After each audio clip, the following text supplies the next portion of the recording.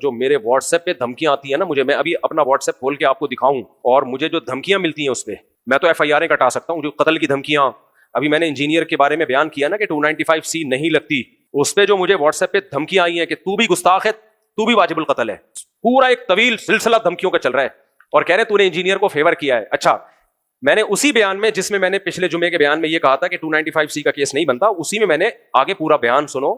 پوری میں نے ڈیٹیل بتائی ہے کہ بھائی میں اس آدمی کو فیور نہیں کر رہا، اس کو میں نے فیور کرنا ہوتا میں جہلم تھوڑی جاتا. پوری ڈیٹیل میں نے بتائی ہے بھائی ہم اس کو فیور نہیں کرتے، اس کی جو غلطیاں اس کو غلطی کہا جائے گا، لیکن اور پھر میں نے یہ بھی بتایا کہ 295C کا قانون درست ہے، یہ قانون تبدیل نہیں ہونا چاہیے، ختم نہیں ہونا چاہیے، لیکن اس کا غلط استعمال رکنا چاہیے. کتنا بیلنس بیان تھا. ادھر سے الگ دھمکیاں آ رہی ہیں کہ تو گستاخوں کو سپورٹ کر رہا ہے، اور اپنے والوں سے الگ دھمکیاں آ رہی ہیں، وہ بھی دھمکیاں دے رہے ہیں کہ تم اس کو گستاخ کیوں نہیں قرار دے رہے. تو یار ہم تو دونوں طرف سے ہی گئے، اپنے دیوبندی بھی ہمیں لتاڑ رہے ہیں اور